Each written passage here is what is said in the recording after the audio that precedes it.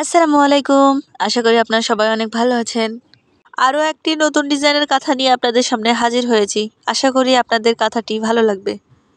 আমি এখানে ৩ ইঞ্চি গ্যাপ করে ঘর করে নিয়েছি। তারপরে এইভাবে এক সাইডের পটল তৈরি করে নিয়েছি।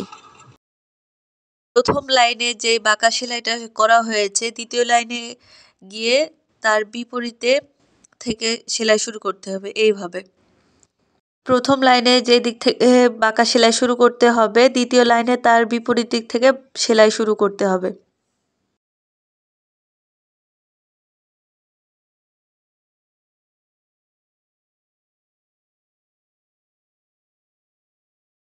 এখানে একটু দেখে সেলাই করতে হবে, সেলাইগুলো যেন চুমকি ফুলের মতন লাগে, এইভাবে সেলাই করে নিতে হবে।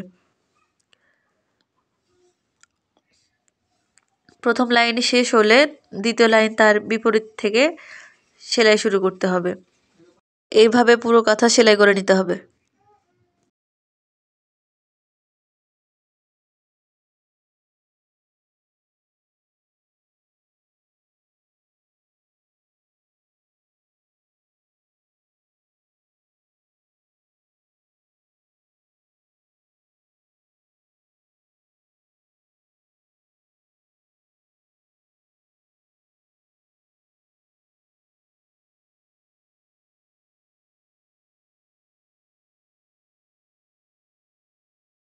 যেই সাইডে পটল করা আছে সেখানে আরেকটি ছোট্ট একটি পটল করে এখানে কিছু গ্যাপ রেখে আবার আরেকটি মাঝখানে পটল করে নিতে হবে।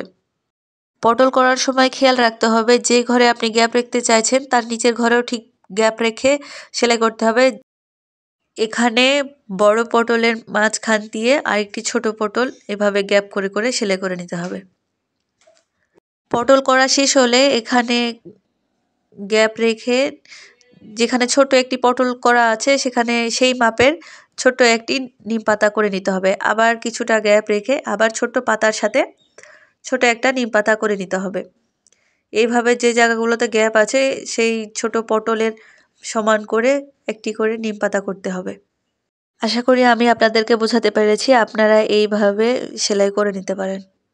এখানে একটা জিনিসই শুধু খেয়াল রাখতে হবে, যে ঘরে আপনি নিচের দিকে গ্যাপ রাখবেন ঠিক তার নিচের ঘরেও গ্যাপ রাখা লাগবে এবং যেখানে আপনি সেলাইয়ের পটলের গোড়া করতে চাইছেন তার নিচের ঘরেও ঠিকভাবে গোড়া করতে হবে।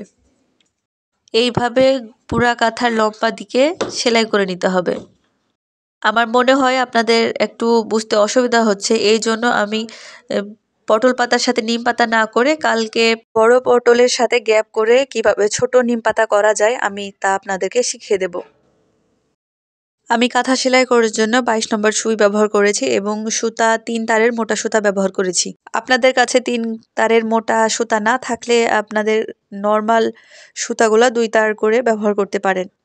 এখানে আমি আমার সেলাই মেশিনে কোনো রকমের মোটর লাগানো নেই। এখানে আমি পা দিয়েই সেলাই করি। আর এখানে নিম পাতা করতে হলে প্রথমে ডান হাত দিয়ে হালকা করে ফিট তুলে বাম হাত দিয়ে টেনে টেনে ডিজাইন করতে হবে। এইভাবে পুরো নিম কাঁথা সেলাই করে নিতে হবে। আপনারা আমার আগের ভিডিও দেখতে পারেন, সেখানে আমি অনেকগুলো নিম পাতার কাঁথা করেছি।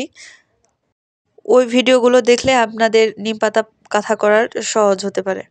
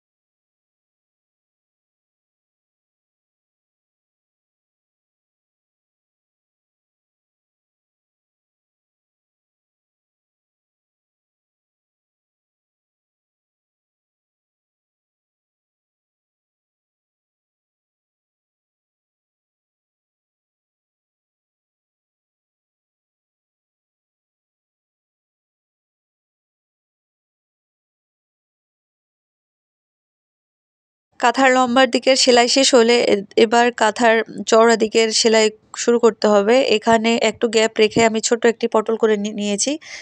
নিচের লাইনেও ঠিক প্রথমে পটল করে পরে গ্যাপ করে নিয়েছি। এইভাবে সেলাই করে নিতে হবে।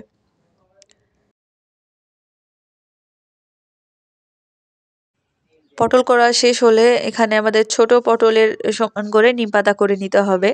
প্রথমেই ডান হাত দিয়ে হালকা করে ফিট তুলে বাম হাত দিয়ে টেনে টেনে ডিজাইন করে নিতে পারেন।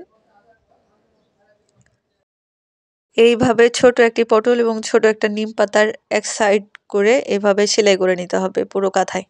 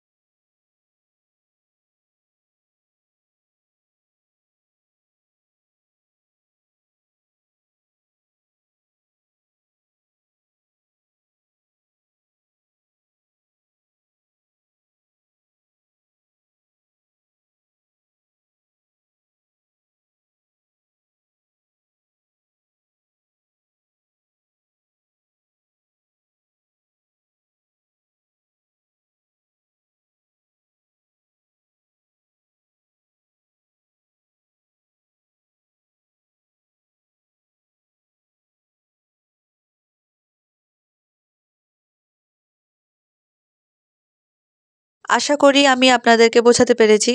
নতুন নতুন ডিজাইনের কাঁথার ভিডিও পেতে আমার চ্যানেলটি সাবস্ক্রাইব করুন এবং কোনো সমস্যা থাকলে কমেন্ট করে জানাতে পারেন। ধন্যবাদ।